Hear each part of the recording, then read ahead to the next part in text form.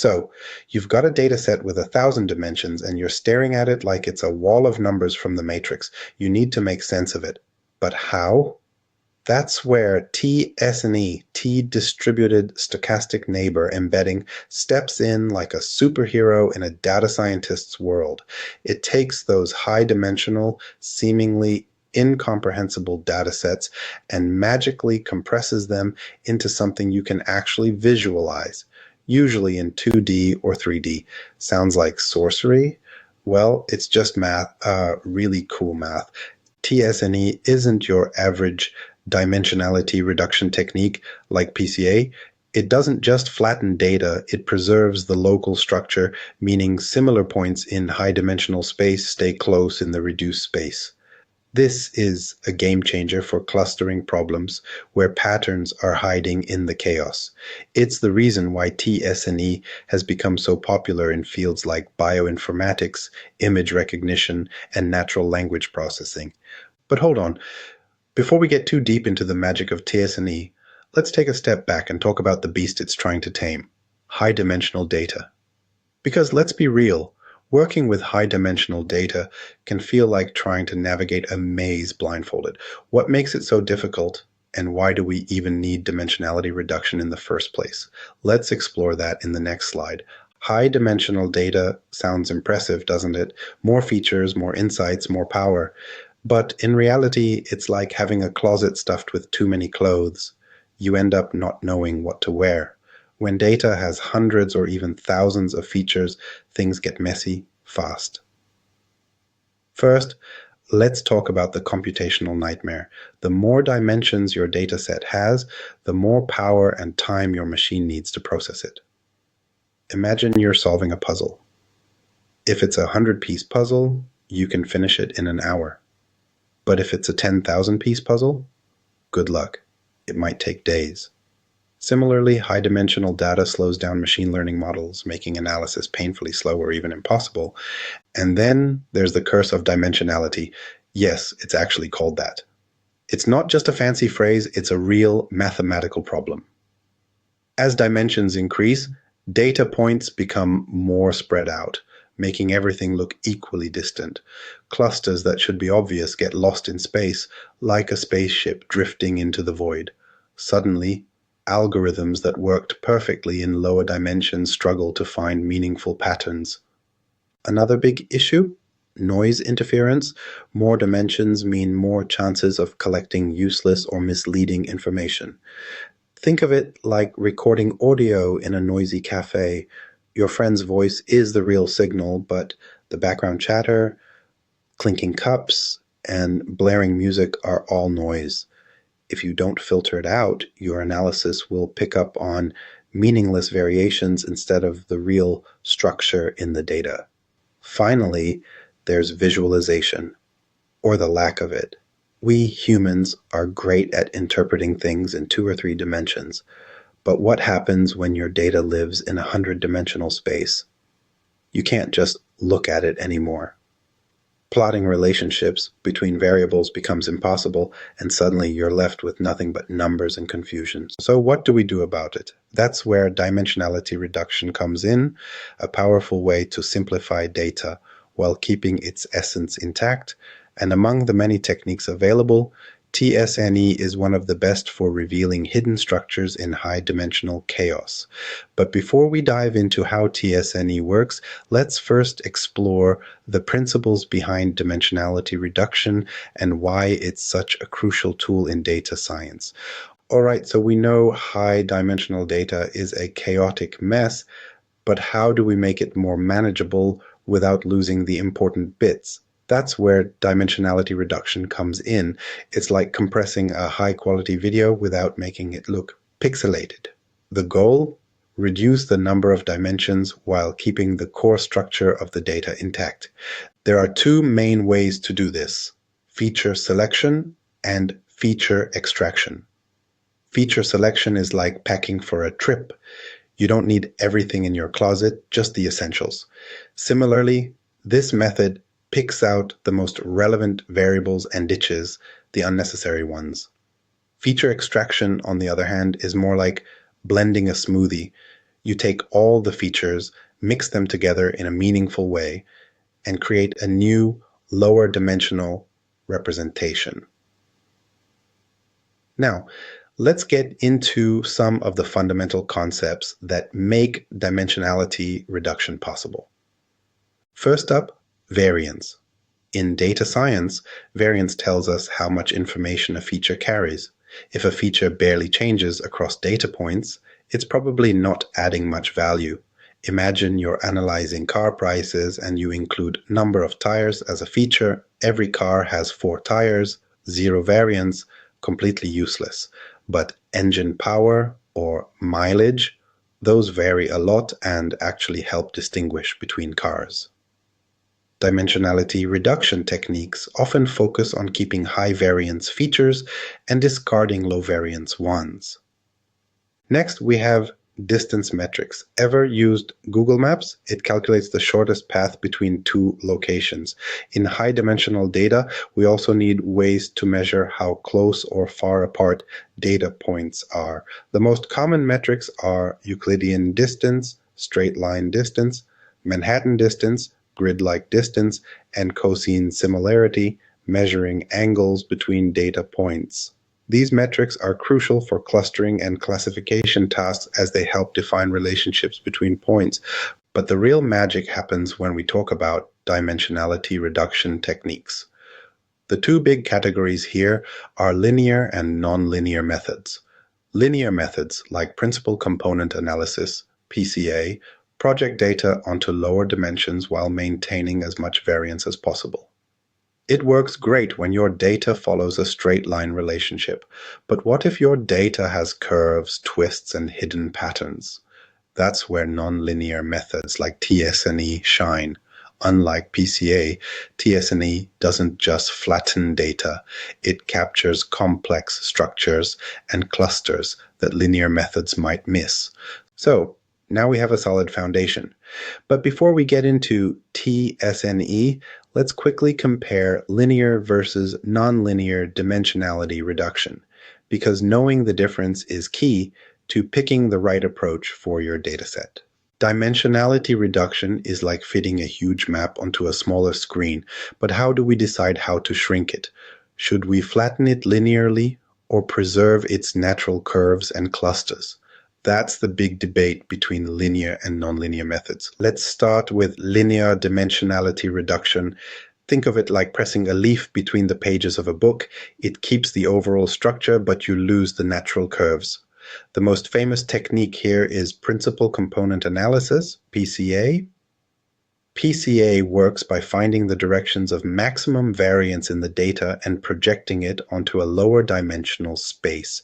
It's fast, efficient, and widely used in everything from finance to facial recognition. But there's a catch. It only works well when the data follows a linear pattern. If your data has complex curved relationships, PCA might oversimplify it and miss important details. Now let's talk about non-linear dimensionality reduction. This is where things get interesting.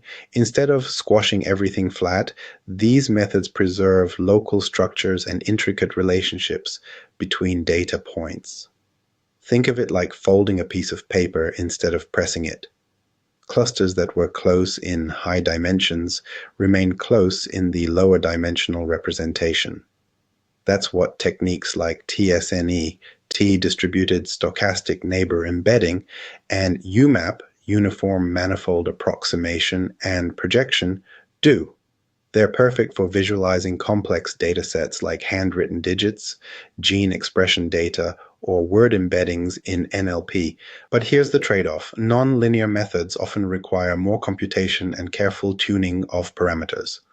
Unlike PCA, where you just pick a number of components and go, t-SNE has hyperparameters like perplexity and learning rate, which can dramatically change the results.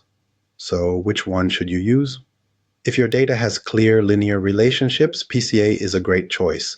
It's fast, interpretable, and scales well. But if your data is highly complex with nonlinear structures and hidden clusters, t-SNE or UMAP will uncover those patterns in a way PCA never could.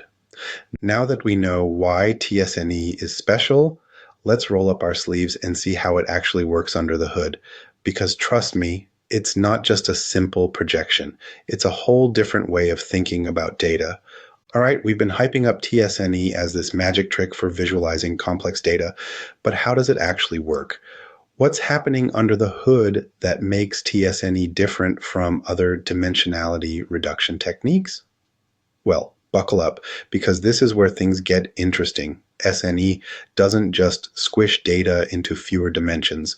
It recreates the relationships between data points using probability distributions. Instead of forcing everything into a straight line like PCA, it preserves local structures, meaning that points that were close in high-dimensional space remain close when reduced to 2D or 3D. Here's the basic idea. First, t-SNE calculates the similarity between every pair of points in the high-dimensional space. This isn't just a simple Euclidean distance. It uses a probability distribution to define how similar two points are. Imagine you're standing in a crowd. If you look around, you'll probably focus on the people closest to you, right? t-SNE does something similar. It assigns higher probabilities to nearby points and lower probabilities to distant ones, forming a probability map of local neighborhoods. Then comes the magic trick. t-SNE tries to recreate this probability distribution in a lower dimensional space. But here's the catch. It doesn't use the same probability function. Instead of a Gaussian, which is used in high-dimensional space, it uses a student's t-distribution in the lower dimensional space. Why? Because it has fatter tails, which helps prevent the crowding problem that happens when reducing dimensions. If t-SNE used Gaussians in both spaces, the points would end up stacked on top of each other, making the visualization useless. Now this is where gradient descent comes in. Once we have the two probability distributions, one in high dimensions, one in low, t-SNE adjusts the position of the points in the lower dimensional space to make the two distributions as similar as possible. This process is controlled by a cost function that measures the divergence between the two distributions. The algorithm iteratively tweaks the positions until the lower dimensional map accurately reflects the relationships in the original data. This process is why t-SNE is so good at revealing clusters and patterns. It's not just compressing data, it's rearranging it in a way that makes sense to humans. The result? A beautifully clear, visually intuitive map of your high-dimensional data that brings hidden structures to life. Of course, t-SNE doesn't just magically know how to distribute points. It relies on careful probability calculations to determine similarities. But how does it decide which points are close and which are far? That's where similarity measures and probability distributions come into play. Let's dive deeper into how t-SNE quantifies relationships between data points. So, how does t-SNE figure out which points should be close together and which ones should be far apart? It all comes down to probability distributions. t-SNE doesn't just measure distances, it thinks in terms of likelihoods. Instead of saying, these 2 points are 5 units apart, it asks, how likely is it that these 2 points are neighbors? That's a totally different way of thinking about relationships in data. To do this, t-SNE uses Gaussian distributions in high-dimensional space. Here's the trick. For each point, t-SNE creates a probability distribution over all the other points. The idea is simple. A point assigns high probability to other points that are close and low probability to those that are far away. Think of it like a heat map of closeness. Your best friends get a strong signal, while distant strangers barely register. But there's a key hyperparameter here: perplexity. Perplexity controls how much attention each point pays to its neighbors. A low perplexity means t-SNE focuses on very local relationships, almost like having a small, tight-knit group of friends. A high perplexity means each point considers a wider range of neighbors, kind of like someone who's always networking and knows everyone. Finding the right perplexity is crucial. Set it too low and you'll get tiny scattered clusters. Set it too high and you'll lose the fine details. Once t-SNE has built these probability distributions, it needs to transfer them into lower dimensional space. But here's where things get tricky. If we used Gaussian distributions in lower dimensions, things would collapse into a blob because Gaussians don't handle distance well when dimensions are reduced. Instead, t-SNE uses a student's t-distribution with a single degree of freedom. This distribution has fatter tails, which means distant points stay spread out, avoiding the overcrowding problem. So to recap, in high dimensional space, t-SNE builds a probability distribution that reflects how similar each point is to its neighbors using Gaussians. In low dimensional space, it tries to recreate this distribution using a student's t-distribution. It then adjusts points iteratively to make these two distributions as close as possible. This is the secret sauce of t-SNE. It doesn't just compress data, it rearranges it in a way that keeps the original structure intact. Of course, all of this wouldn't work without the similarity measures that define how these probabilities are calculated. Understanding these similarity metrics is the key to mastering t-SNE. So let's take a closer look at how the algorithm decides which points are truly close. Now that t-SNE has built a probability map in high-dimensional space, it faces its biggest challenge, recreating that same structure in fewer dimensions. And that's where things get interesting. If t-SNE just used the same probability distribution in low dimensions, everything would collapse into a meaningless blob. Why? Because in lower dimensions, distances behave differently. Points naturally spread out more, and small variations in position have a much bigger effect. That's why t-SNE ditches the Gaussian distribution and uses a student's t-distribution instead. What makes the student's t-distribution special? The answer lies in its fatter tails. Imagine a galaxy map.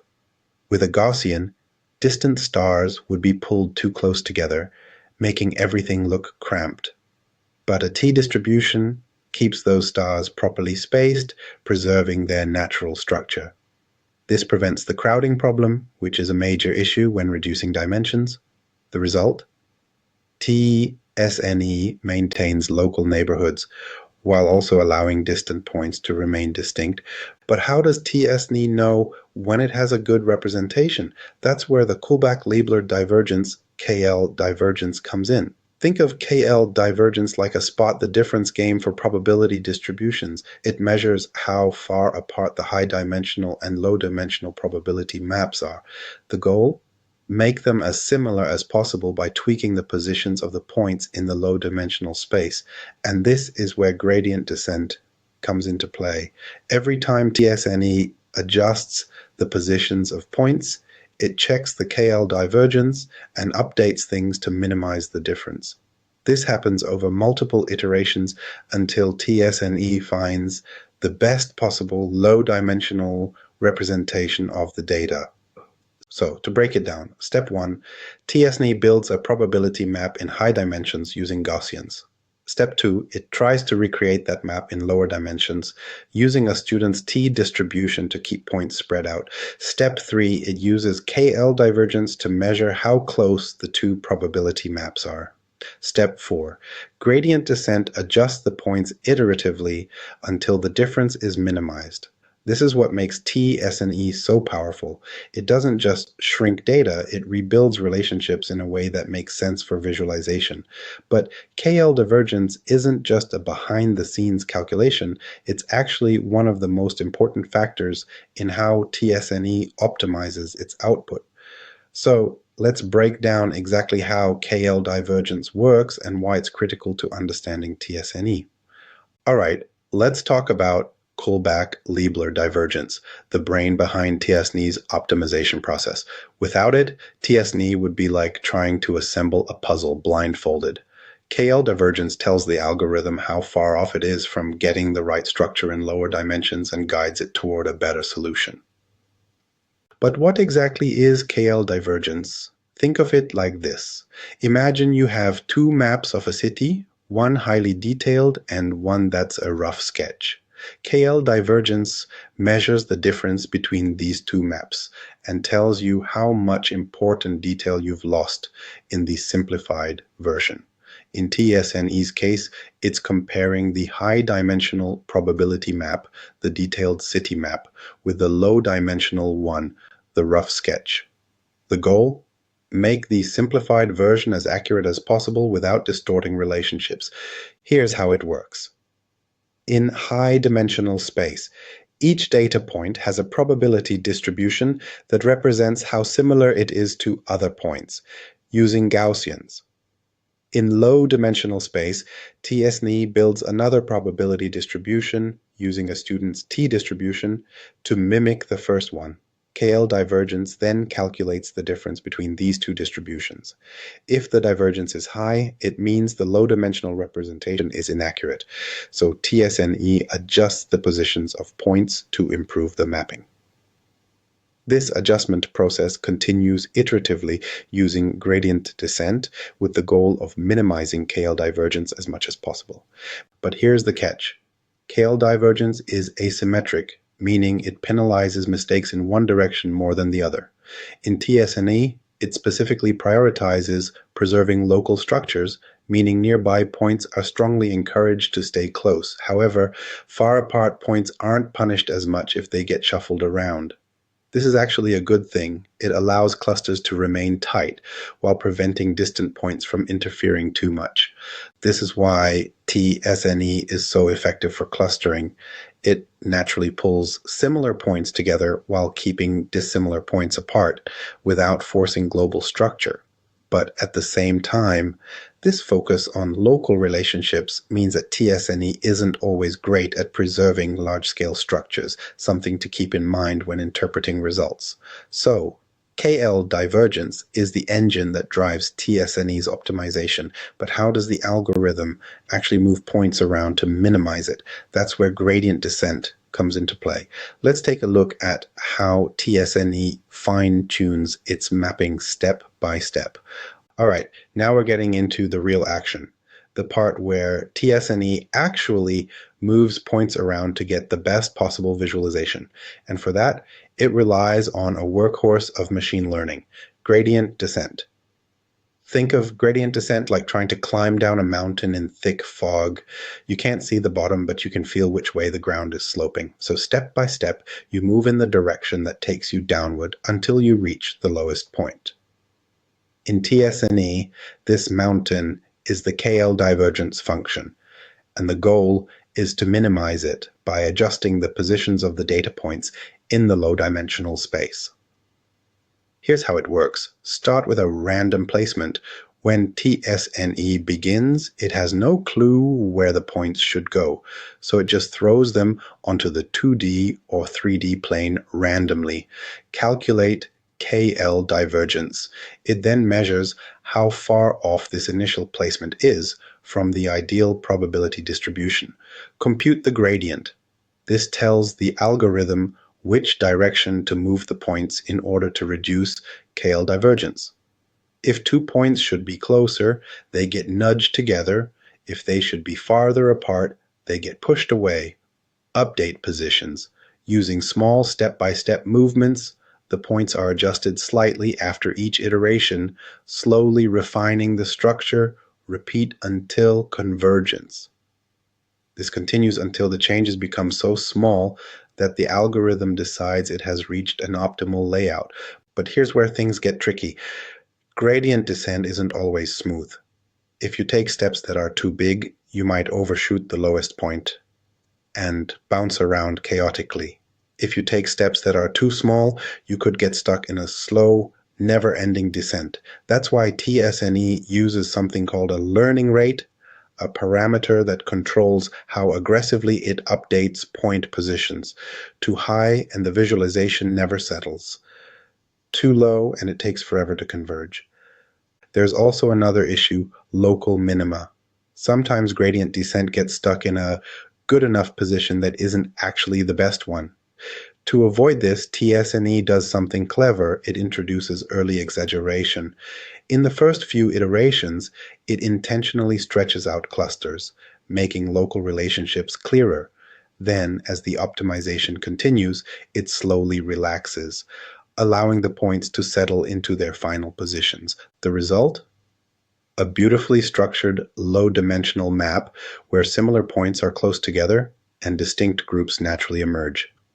This is why t-SNE is so powerful for clustering and pattern recognition. It doesn't just reduce dimensions, it actively shapes the data into something meaningful. Now that we know how t-SNE fine-tunes its results, let's look at what these optimized maps reveal. Specifically, how t-SNE identifies clusters and hidden patterns in data. Now we're at the moment of truth. What does all this hard work actually give us? Once t-SNE finishes its optimization, we get a visually striking low-dimensional map where data points naturally arrange into groups. But what do these clusters actually mean, and how do we interpret them correctly? t-SNE is exceptionally good at revealing hidden clusters in high-dimensional data. Imagine you're looking at a crowd of people from above. At first, it might seem like a random mix, but if you look closer, you might notice groups forming naturally, friends standing together, families clustered by age, or sports teams in matching outfits. t-SNE does something similar. It pulls together points that are truly related and spreads apart those that aren't, creating meaningful groupings that you might have never seen otherwise. Here's how clusters emerge in t-SNE. Points that are truly similar stay together. t-SNE preserves local neighborhoods, meaning if 2 points are close in high-dimensional space, they'll stay close in 2D or 3D. Different clusters separate clearly. If groups of points don't share much in common, they will naturally pull apart. This helps in distinguishing categories, species, customer segments, or even emotions in text analysis. Outliers stand out. Because t-SNE maintains structure, it's really good at exposing anomalies. A point that doesn't fit into any group will be visibly isolated in the final plot, making it easy to spot errors, fraud, or rare behaviors. However, t-SNE is not a clustering algorithm by itself, it just reveals patterns. If you want to formally define clusters, you still need to apply clustering techniques like k-means or depth scan on top of the t-SNE output. Think of t-SNE as a map and clustering algorithms as tools to draw boundaries around the discovered regions. But here's where things get tricky. Clusters in t-SNE plots don't always mean what you think they do. Since t-SNE focuses on local structure, it sometimes exaggerates distances between groups, making them appear more distinct than they really are. That's why you should always validate t-SNE results with other methods, like checking how clusters align with actual labels or using alternative dimensionality reduction techniques like UMAP for comparison. Still, when used correctly, t-SNE is an incredibly powerful tool for exploratory data analysis. Whether you're analyzing customer behavior, biological data, image embeddings, or text sentiment, t-SNE helps you see the underlying structure that other methods might miss. But what are the real-world applications of t-SNE? Where is it actually making a difference today? Let's explore some real-life use cases where t-SNE is helping data scientists uncover hidden patterns. Data is everywhere and it's messy. Hidden patterns, strange relationships, unexpected clusters, they're all buried in high-dimensional chaos. t-SNE is the tool that makes sense of it all, helping data scientists uncover insights that would otherwise stay invisible. It's not just some theoretical algorithm, it's working behind the scenes in some of the most exciting fields today. In bioinformatics, researchers deal with massive gene expression datasets. Each cell has thousands of genes, and trying to analyze them manually is like trying to read an entire library at once. t-SNE steps in and reveals how different cells relate to each other, helping scientists discover new cell types, track disease progression, and even identify potential drug targets. It's one of the reasons modern genetics has made such rapid progress. Image processing is another area where t-SNE is a game changer. Computers don't see images like humans do. They see numbers, thousands of them per pixel. By reducing this complexity, t-SNE helps machines recognize patterns in image datasets, grouping similar objects together. It's why facial recognition, handwriting analysis, and even medical imaging have improved dramatically in recent years. Words, just like images, have hidden structures. In natural language processing, t-SNE is used to map out relationships between words in a way that makes sense. It reveals that apple is closer to banana than to laptop in meaning, allowing for better search engines, smarter chatbots, and even language translation improvements. Businesses rely on data-driven decisions, but making sense of customer behavior is no easy task. t-SNE helps companies segment their customers based on hidden similarities, leading to better product recommendations, personalized marketing, and even predicting which users might stop using a service. And then there's fraud detection. Banks and cybersecurity experts need to identify unusual behavior, transactions that don't fit normal patterns, accounts that behave differently from others. Because t-SNE excels at spotting outliers, it's become a powerful tool for detecting fraudulent activity, preventing cyber threats, and even tracking financial crimes. t-SNE isn't just useful, it's everywhere, quietly making the world of data science more intuitive. But no tool is perfect. While it has some incredible advantages, it also comes with its own set of limitations. Some challenges are small, others more serious. What are they, and how do they affect how we use t-SNE effectively? Some algorithms are practical, some are powerful, and then there's t-SNE, one of those rare techniques that feels almost magical when it works. When faced with a mountain of high-dimensional data, it doesn't just flatten it. It reveals structure, uncovers clusters, and makes sense of chaos in a way that few other methods can. One of its greatest strengths is its ability to preserve local relationships. Instead of simply compressing the data and hoping for the best, t-SNE ensures that points that were close together in high-dimensional space remain close in the lower dimensional representation. This makes it perfect for clustering tasks, where understanding local patterns is key. Unlike linear methods like PCA, which force data into a straight line interpretation, t-SNE handles nonlinear relationships with ease. If the data has complex structures, curved manifolds, or intricate dependencies, t-SNE captures these patterns in a way that other techniques simply can't. This is why it excels in areas like biological data, natural language processing, and image recognition, fields where data is anything but simple. Interpretability is another key advantage. While many machine learning models produce results that are hard to visualize, t-SNE gives a clear, intuitive representation. Even without deep technical knowledge, a well-constructed t-SNE plot immediately makes sense, showing distinct clusters and relationships that are easy to identify. It's also great at detecting outliers. Because t-SNE carefully preserves structure, points that don't fit into any clear group naturally stand out. This makes it an excellent tool for fraud detection, anomaly analysis, and quality control.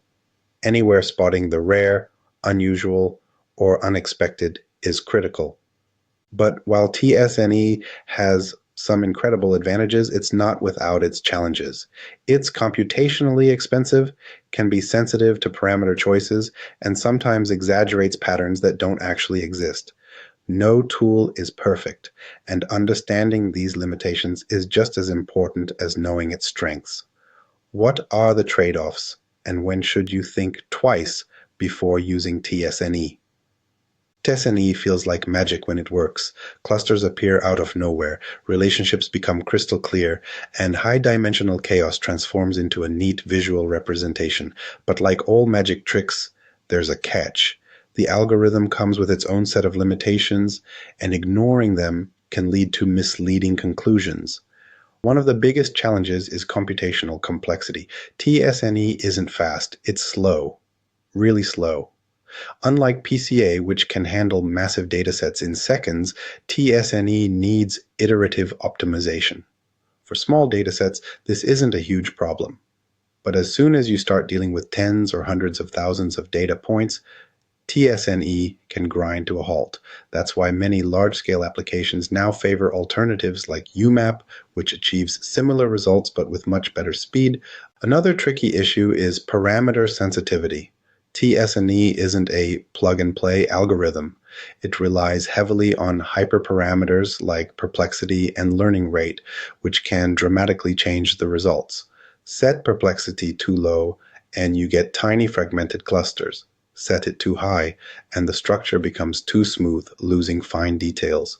Finding the right balance often requires trial and error, making t-SNE harder to tune than simpler dimensionality reduction methods. Then there's the global structure problem. While t-SNE is amazing at preserving local relationships, it often struggles with global structure. That means clusters may appear well-defined, but the distances between them may not mean much. If you see three distinct groups in a t-SNE plot, you might assume the first is twice as far from the second as it is from the third, but that distance might not be meaningful at all. This makes t-SN great for identifying groups, but unreliable for comparing them. And perhaps the most dangerous limitation, misinterpretation. Because t-SNE works by emphasizing local similarities, it sometimes creates the illusion of structure where none exists. If the algorithm picks up on noise and exaggerates it, you might see artificial clusters that aren't actually meaningful.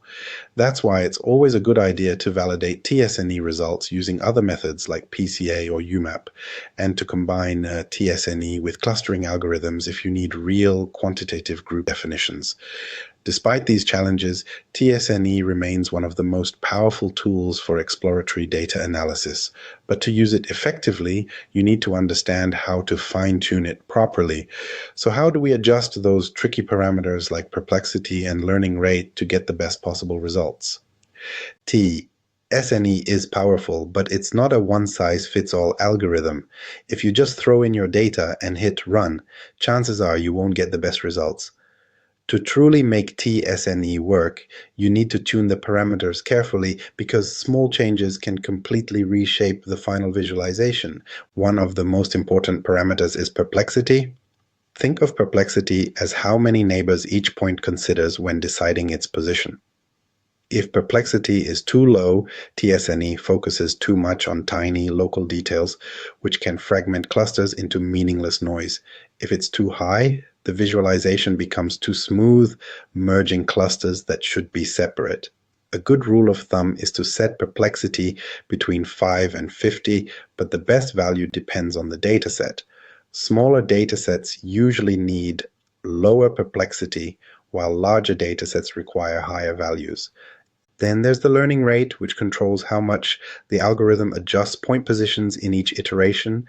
Set it too low and t-SNE takes forever to converge. Set it too high and the points jump around chaotically, never settling into a meaningful structure. A good default is around 200, but for very large datasets, a higher value might work better. The key is to watch the results. If the points are too scattered, the learning rate might be too high. If they seem stuck in place, it might be too low. Another critical setting is iterations. Since t-SNE refines its layout step by step, it needs enough iterations to stabilize. Most visualizations look rough at first, but over time, the structure improves. Running at least 1,000 iterations is common, though sometimes 2,000 or more may be needed for complex data. The best approach is to plot the results at different stages and see when the changes stop being significant. There's also a trick t-SNE uses in the early stages: early exaggeration. At the start, t-SNE artificially increases the distances between clusters, making them stand out more. This helps reveal structure early on. But after a few hundred iterations, the exaggeration decreases. allowing the final layout to settle naturally. Parameter tuning in t-SNE is more of an art than an exact science. The best approach? Experiment. Try different settings, visualize the results, and compare. And if you're working with really large datasets, consider UMAP. It offers similar benefits but with faster computation and better scalability. Understanding these parameters gives you control over t-SNE, but the question remains, how does t-SNE compare to other dimensionality reduction techniques like PCA? Let's put them head to head. Dimensionality reduction isn't just about visualization, it's about finding the right tool for the job. t-SNE and PCA are two of the most popular techniques, but they work completely differently. So when should you use one over the other? PCA is like compressing an image. It finds the most important patterns in the data and removes redundancy. It works by projecting data onto a new set of axes called principal components, which are chosen to maximize variance. The result? A lower dimensional representation that preserves as much information as possible in a linear way. The best part? PCA is fast, interpretable, and works well on large datasets. That's why it's widely used in finance, signal processing, and basic exploratory analysis. But here's the catch. PCA is strictly linear. It assumes that the data can be neatly separated along straight lines, which isn't always true. If the real structure is curved or complex, PCA flattens it too much, missing important relationships. t-SNE, on the other hand, doesn't just compress data, it reshapes it. Instead of focusing on variance, t-SNE focuses on local relationships, meaning it's great for revealing clusters and hidden patterns. If you're working with biological data, image recognition, or NLP, t-SNE will often reveal structures that PCA completely misses. But t-SNE has trade-offs. It's computationally expensive, meaning it struggles with large data sets. It also doesn't preserve global structure well, so distances between clusters might not be meaningful. That's why t-SNE is best used for visualization rather than quantitative analysis. So how do you choose? If you need fast, scalable dimensionality reduction for further analysis, go with PCA. If your goal is to explore clusters and visualize complex relationships, t-SNE is the better choice. And if you want the best of both worlds, use PCA first to reduce dimensions, then apply t-SNE on the compressed data. This hybrid approach speeds up computation while still revealing structure. PCA and t-SNE are just two options, but data science is evolving fast. Newer techniques like UMAP are offering even better results, combining the best of both approaches. But beyond theory, how is t-SNE actually used in real-world scenarios? Let's dive into some practical applications in bioinformatics, image processing, and NLP. Data in biology isn't just complex, it's mind-blowingly high-dimensional. From gene expression levels to protein structures, researchers deal with thousands of variables per sample. Traditional methods struggle to make sense of this complexity, which is why t-SNE has become one of the most powerful tools in modern bioinformatics. One of the biggest breakthroughs is in single-cell RNA sequencing, ecRNA-seq. A single human cell contains around 20,000 genes, but not all of them are active at the same time. Scientists use ecRNA-seq to measure which genes are turned on in each cell, creating massive datasets where every cell is represented as a high-dimensional vector. Trying to analyze this manually? Impossible. But t-SNE can reduce thousands of gene expression levels into a simple 2D visualization, revealing natural clusters of cells. These clusters often correspond to different cell types, helping researchers discover new subtypes of immune cells, neurons, or even cancerous cells. Another key area is protein structure analysis. Proteins fold into complex 3D shapes, and minor differences in folding can mean the difference between health and disease. By representing these structures in high-dimensional space, t-SNE helps group similar protein conformations together, aiding in drug discovery and disease research. t-SNE is also transforming genetic clustering.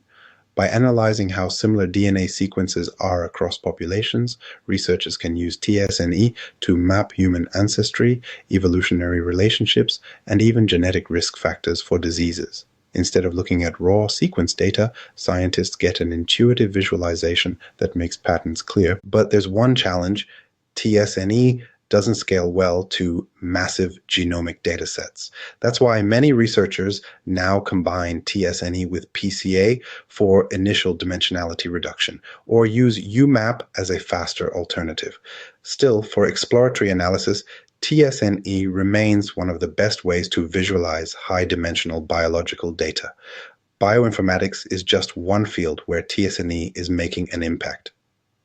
Another area where it shines: image processing, where complex visual patterns need to be reduced into something a machine can understand. Images aren't just pictures, they're data packed with thousands or even millions of numerical values. Every pixel carries intensity, color, and spatial information. And when dealing with large image datasets, the sheer volume of features can be overwhelming. This is where t-SNE becomes a game changer, helping machines understand and organize visual information in a way that makes sense. One of the most common applications of t-SNE in image processing is image classification and clustering. Consider a dataset of handwritten digits like the famous MNIST dataset.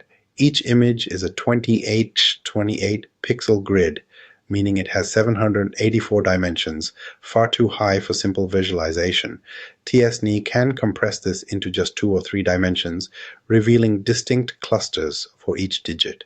Without needing labels, it naturally separates zeros from ones, twos from threes, and so on, showing that handwritten numbers have inherent patterns. Beyond digits, t-SNE helps in face recognition. Instead of treating faces as raw pixel values, deep learning models often extract high-dimensional feature embeddings, numerical representations of facial characteristics. t-SNE can then take these embeddings and organize them into clusters, grouping together similar-looking faces without any explicit programming. This is one of the techniques used in photo tagging, security systems, and facial similarity searches. Another powerful use case is medical imaging. Radiologists deal with MRI scans, X-rays, and CT scans, where subtle differences in tissue structure can mean the difference between a healthy organ and a disease. By applying t-SNE to medical image datasets, researchers can group similar tissue patterns, helping in early disease detection, tumor classification, and personalized treatment plans. But here's the catch: t-SNE is computationally expensive, especially with high-resolution images. That's why it's rarely used directly on raw pixel data. Instead, most applications first use deep learning models, like convolutional neural networks, to extract high-level features, and then apply t-SNE to visualize relationships between those features. This speeds up processing while keeping the structure intact.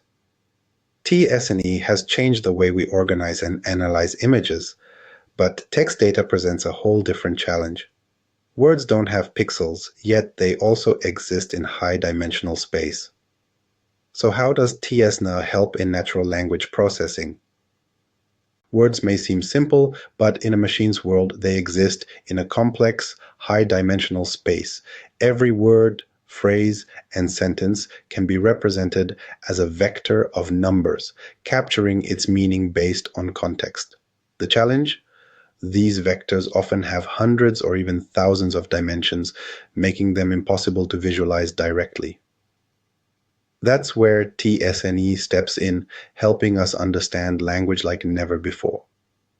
One of the most fascinating uses of t-SNE in NLP is visualizing word embeddings.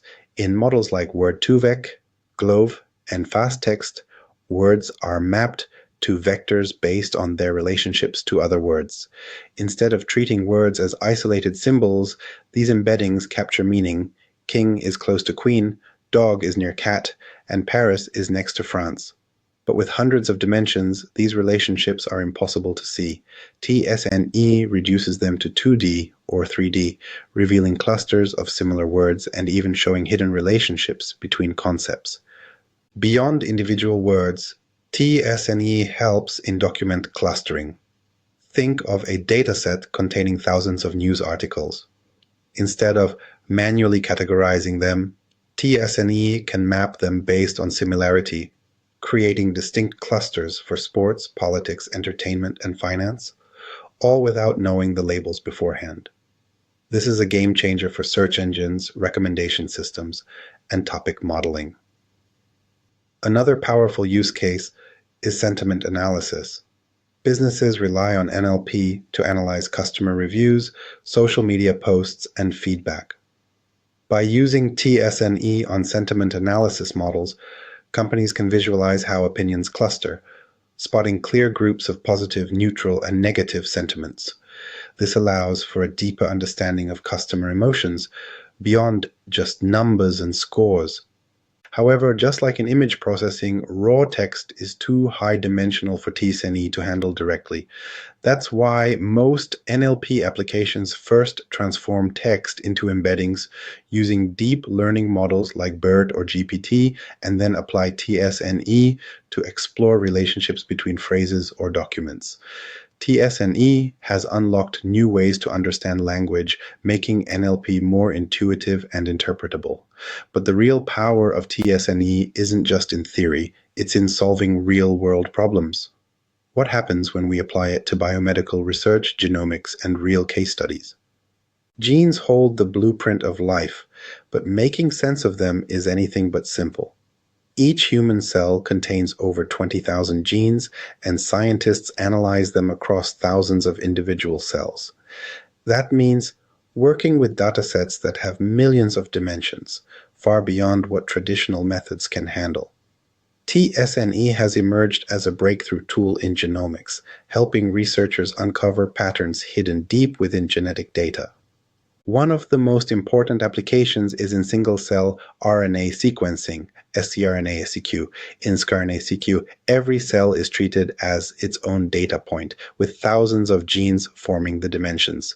Trying to visualize this raw data would be like looking at a universe of numbers with no clear structure. t-SNE compresses this data into 2 or 3 dimensions, revealing clusters of cells that share similar genetic activity. These clusters often correspond to different cell types, allowing scientists to map out cellular diversity, track disease progression, and even discover new immune cell subtypes. For example, cancer researchers use t-SNE to analyze tumor heterogeneity, the idea that not all cancer cells in a tumor are identical. By clustering cancer cells based on gene expression, t-SNE helps identify which cells are the most aggressive, which are resistant to treatment, and which might be vulnerable to new therapies. This is revolutionizing how personalized medicine is developed.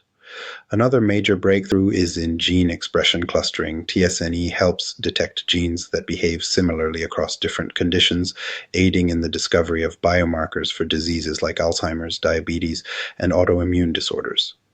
Instead of looking at individual genes one by one, researchers can now see the big picture, how entire groups of genes interact and function together.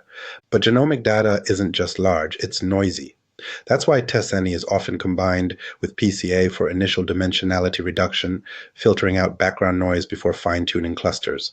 While newer techniques like UMAP are gaining traction for large-scale genomic studies, t-SNE remains a powerful exploratory tool for understanding the genetic code. The impact of t-SNE in genomics is undeniable, but biology isn't the only field where it's transforming research. Another area where t-SNE shines: image recognition, where high-dimensional pixel data is turned into clear, meaningful insights. Images are more than just pixels. They're data-rich, high-dimensional representations of the real world. Every image in a dataset is packed with information about colors, textures, shapes, and patterns. The problem? Machines don't see images like we do. They process arrays of numbers with hundreds or even thousands of dimensions. That's where t-SNE comes in, making complex image data understandable and visually interpretable. One of the most well-known examples of t-SNE in image recognition is the earliest handwritten digit dataset. Each image is 28 XUD 28 pixels, meaning every digit has 784 features. t-SNE reduces this to just 2 dimensions, revealing clear clusters where zeros, ones, twos, and so on naturally separate. This simple visualization shows that even without explicit labels, digits form distinct groups, proving that handwriting styles follow predictable patterns. Beyond digits, t-SNE plays a huge role in facial recognition. Modern face recognition systems don't just compare raw pixel values, they extract high-dimensional feature embeddings that describe facial structure, expression, and texture. By applying t-SNE to these embeddings, we get a clear map of different faces, clustering people who look alike, while keeping distinct identities separate. This is one of the core techniques behind photo tagging, identity verification, and even deepfake detection. Another breakthrough application is in medical imaging. Radiologists analyze thousands of MRI scans, CT images, and X-rays to diagnose diseases. t-SNE helps by grouping similar scans together, making it easier to spot abnormalities, track tumor progression, or classify disease stages. In cancer research, for example, t-SNE can separate healthy tissue from malignant cells, helping doctors detect issues earlier and more accurately. But raw images are often too large for t-SNE to handle efficiently. That's why most applications first use convolutional neural networks, CNNs, to extract meaningful features before applying t-SNE. This hybrid approach allows for faster, more scalable visualization, especially when dealing with datasets containing millions of images. Image recognition is one of the most exciting areas for t-SNE, but its impact doesn't stop there. It's also transforming sentiment analysis, where massive amounts of text data need to be grouped, classified, and understood in a meaningful way. How does t-SNE handle human emotions hidden in text? Emotions are tricky to measure. Text is even trickier. Every tweet, review, or comment carries meaning beyond just words. It has tone, intent, and sentiment. Businesses, marketers, and researchers all want to understand these emotions, but there's a problem. Text data is high-dimensional. Every sentence can be broken into hundreds of features, making it impossible to visualize directly. That's where t-SNE steps in, turning abstract language data into clear, meaningful clusters. One of the biggest applications is in customer feedback analysis. Companies collect thousands of reviews, but reading them one by one isn't scalable. Instead, NLP models convert text into numerical embeddings, high-dimensional vectors representing meaning. When t-SNE is applied to these embeddings, reviews naturally cluster based on sentiment. Happy customers form one group, frustrated users another, and neutral feedback falls somewhere in between. This allows companies to quickly spot trends, detect common complaints, and improve customer experience. Social media monitoring is another powerful use case. Platforms like Twitter generate millions of posts daily, full of opinions about brands, politics, and trends. t-SNE helps group tweets by sentiment, revealing clusters of excitement, controversy, or dissatisfaction. Marketers use this to track brand perception, while political analysts monitor public opinion shifts in real time. Beyond business, t-SNE is also revolutionizing mental health research. By analyzing forums, chatbot conversations, and therapy transcripts, researchers can map patterns in depressive or anxious language, helping detect early signs of mental health issues. The ability to visualize emotional states opens new doors for AI-driven psychological support. But sentiment analysis isn't perfect. Language is complex, and sarcasm, slang, or cultural differences can distort results. That's why combining t-SNE with deep learning models like BERT improves accuracy. First, BERT processes the text, turning it into dense, meaningful vectors. Then, t-SNE reduces those vectors into a visual representation. allowing analysts to see sentiment patterns at a glance. Understanding human emotions through data is just one of the many ways t-SNE is shaping modern AI. But to use t-SNE effectively, you need the right strategy. What are the best practices for ensuring t-SNE results are reliable, accurate, and interpretable? t-SNE is powerful, but it's not a plug-and-play algorithm. Run it with the wrong settings, and you might get misleading clusters, distorted relationships, or even completely random results. To make sure t-SNE delivers meaningful insights, there are a few best practices every data scientist should follow. First, clean your data before applying t-SNE. High-dimensional datasets often contain noise, irrelevant features, or missing values, which can distort the final visualization. Removing duplicates, normalizing values, and selecting only the most informative features ensures that t-SNE focuses on the real structure rather than random variations. A common mistake is skipping initial dimensionality reduction. While t-SNE is great at revealing clusters, it struggles with very high dimensional data. The solution? Use PCA before t-SNE. PCA can reduce thousands of dimensions down to a more manageable size, say 50, 100, before t-SNE refines the structure further. This not only speeds up computation, but also improves accuracy by filtering out unimportant variants. Choosing the right perplexity is crucial. Perplexity determines how many neighbors each point considers. A low perplexity, 5 or 10, makes t-SNE focus on small, tight clusters, which might fragment the data too much. A high perplexity, 50, 100, smooths out clusters, potentially merging distinct groups. The sweet spot? Usually between 30 and 50, but it depends on the dataset. Running t-SNE with multiple perplexity values is the best way to compare results. Interpret results with caution. t-SNE is designed to preserve local structure, but distances between clusters aren't always meaningful. Two groups might look far apart, but that doesn't necessarily mean they are fundamentally different in high-dimensional space.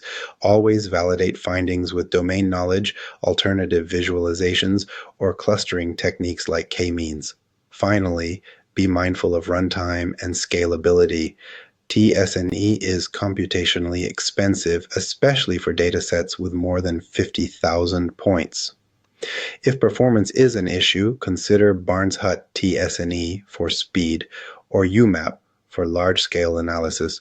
Both offer similar benefits with much faster processing. t-SNE is one of the most useful tools for exploratory data analysis, but like any tool, it can be misused. What happens when things go wrong? Let's look at some common pitfalls and how to avoid them. t-SNE can produce stunning visualizations, but don't let that fool you. Just because something looks meaningful doesn't mean it actually is. When used incorrectly, t-SNE can create misleading patterns, distort relationships, or exaggerate noise. Recognizing these pitfalls is key to avoiding false conclusions. One of the biggest mistakes is misinterpreting distances between clusters. Unlike PCA, which maintains global structure, t-SNE only preserves local relationships. That means two clusters that look far apart might not actually be that different in high-dimensional space. Clusters should be interpreted in relation to their shape and density, not just how far apart they appear. Another common issue is poor parameter tuning. t-SNE's results heavily depend on settings like perplexity and learning rate. Using the wrong perplexity can make clusters look artificially separated or completely blur them together. A bad learning rate can make the visualization unstable, causing points to jump around unpredictably. Always test multiple values to ensure your results aren't just artifacts of bad tuning. Then there's the problem of overfitting noise. High-dimensional data is often messy with lots of small fluctuations that don't actually represent real structure. t-SNE is so good at finding patterns that it sometimes creates them where they don't exist. To avoid this, it's best to use PCA or another pre-processing step to filter out unnecessary dimensions before running t-SNE. t-SNE also doesn't scale well to large datasets. If you're working with more than 50,000 data points, you might notice that computation time becomes painfully slow. Worse, t-SNE's results can become unstable when dealing with very large datasets, making it harder to reproduce findings. That's why many researchers use UMAP for large-scale visualizations. It runs faster, scales better, and preserves global structure more effectively. Finally, there's the issue of random initialization. Since t-SNE starts with a randomly scattered layout, different runs can produce slightly different results.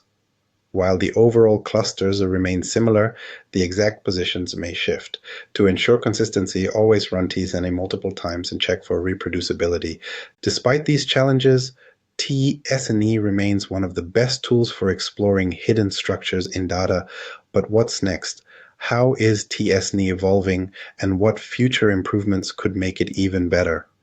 Let's take a look at where t-SNE is headed. t-SNE has revolutionized the way we visualize high-dimensional data, but like all algorithms, it has room for improvement. As datasets continue to grow in size and complexity, researchers are exploring ways to make t-SNE faster, more scalable, and more interpretable.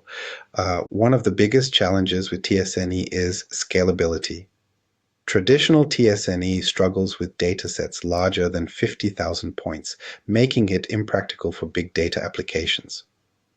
Recent improvements like Barnes-Hut t-SNE and FFT-accelerated t-SNE have helped speed things up, but the most promising alternative is UMAP, Uniform Manifold Approximation and Projection. UMAP preserves global and local structure better than t-SNE, runs significantly faster, and scales well to millions of points. Many researchers now combine PCA, UMAP, and t-SNE for the best of both speed and accuracy. Another area of focus is improving global structure preservation. t-SNE is fantastic at revealing local clusters, but it doesn't always maintain correct distances between them. Future modifications aim to strike a better balance between local and global accuracy, ensuring that the overall structure of the dataset is more faithfully represented. User accessibility is also evolving.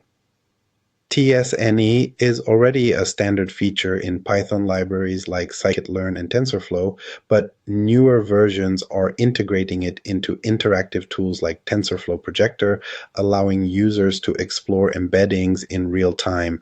Enhancements in automated parameter tuning will also make it easier for non-experts to get reliable results without extensive trial and error. Another exciting direction is hybrid approaches, where t-SNE is combined with deep learning techniques. Neural networks can now learn better representations of data before applying t-SNE, improving visualization accuracy. Some researchers are also experimenting with self-supervised learning plus t-SNE, which could lead to more meaningful and explainable visualizations. Despite these improvements, t-SNE isn't going away anytime soon. It remains one of the most effective ways to explore complex data, and as new optimizations emerge, it will only become faster, more scalable, and more insightful. So after all this, what's the final takeaway? Let's wrap things up with a summary of t-SNE's strengths, limitations, and when to use it. High-dimensional data is everywhere. Images, genes, customer behavior, words, financial transactions. But making sense of it, that's the real challenge. t-SNE has emerged as one of the most powerful tools for visualizing complex datasets, revealing clusters and relationships that other methods often miss. Unlike linear techniques like PCA, t-SNE excels at preserving local structure, making it especially useful for clustering, anomaly detection, and exploratory data analysis. It has transformed fields like bioinformatics, image recognition, natural language processing, and fraud detection, allowing researchers to see structure where raw numbers only create confusion. But t-SNE isn't perfect. It struggles with large datasets, can distort global relationships, and is highly sensitive to parameter choices. That's why Best practices like using PCA before t-SNE, experimenting with perplexity, and validating results with clustering algorithms are essential for getting meaningful insights. The future of t-SNE is bright, with faster, more scalable versions emerging, and alternatives like UMAP gaining popularity for large-scale analysis. Still, t-SNE remains one of the most intuitive and visually powerful tools for understanding high-dimensional data. So, when should you use t-SNE? If your goal is exploration, pattern discovery, or cluster visualization, it's an excellent choice. But if you need large-scale analysis, precise distance preservation, or real-time processing, you might want to consider alternatives. Understanding data isn't just about numbers. It's about seeing the story they tell. And for that, t-SNE remains one of the best tools we have.